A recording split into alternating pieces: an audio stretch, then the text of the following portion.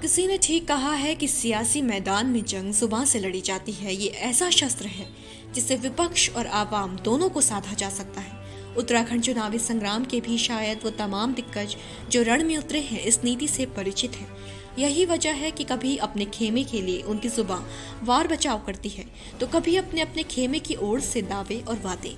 राज्य की मुख्य पार्टियां भाजपा, कांग्रेस और अब आम आदमी पार्टी भी इन कोशिशों में लगी है कि उनकी कोई घोषणा, कोई फैसला, कोई फरमान जनता को लुभा सके और उन्हें विधानसभा चुनाव 2022 में उनके हक में खड़ा कर दें।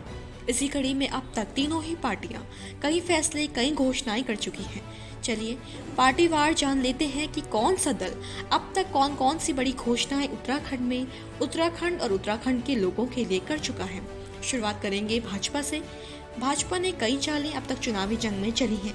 कहीं पर कुछ कदम वापस खींच लिए तो कहीं पर उत्तराखंड को विकास की दौड़ में सबसे आगे भगाने के सपने जनता को दिखा दिए। और ठीक इसी के तहत पार्टी अब तक नहीं भी हो तो भी 8 बड़े फैसले राज्य में कर चुकी है, जिनमें शामिल है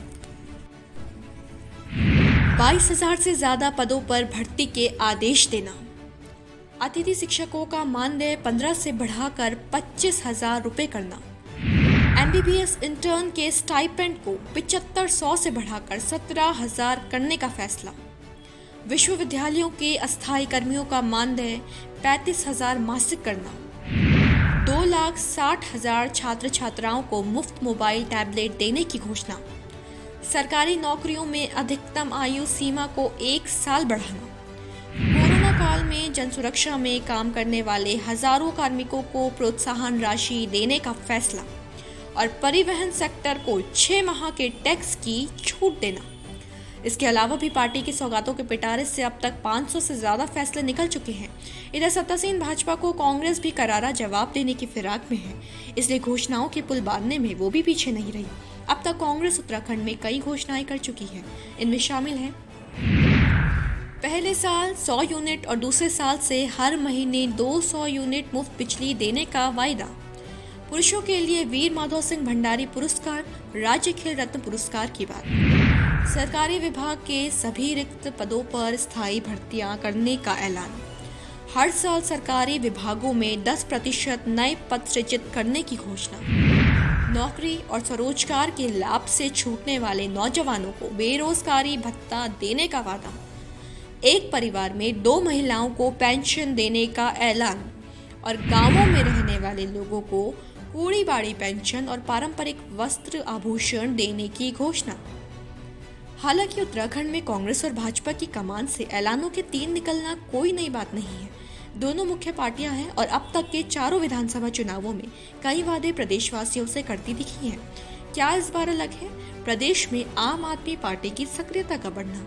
आप उत्तराखंड में अपना आधिपत्य स्थापित करने की कोशिश में हैं, जिसके लिए वो भी राज्य में बड़ी घोषणाएं करती दिखी, जिनमें शामिल है हर महीने 300 यूनिट मुफ्त बिजली की घोषणा, सत्ता में आने पर 1 लाख युवाओं को रोजगार अथवा रोजगार मिलने तक हर परिवार में एक युवा को 5,000 रुपए बेरोजगारी भत्ता देने का ऐलान, निजी क्षेत्र की नौकरियों में 80% आरक्षण स्थानीय लोगों को देने का वायदा, 60 साल से अधिक आयु के बुजुर्गों को मन चाहे तीर्थ धाम की मुफ्त यात्रा की सुविधा देने की घोषणा।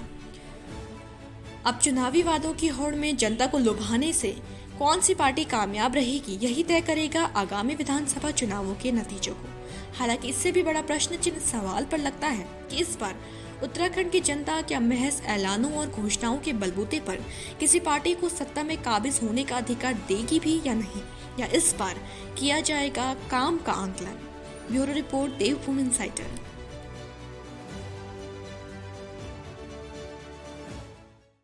आज ही डाउनलोड करें देवभूमि इनसाइडर ऐप।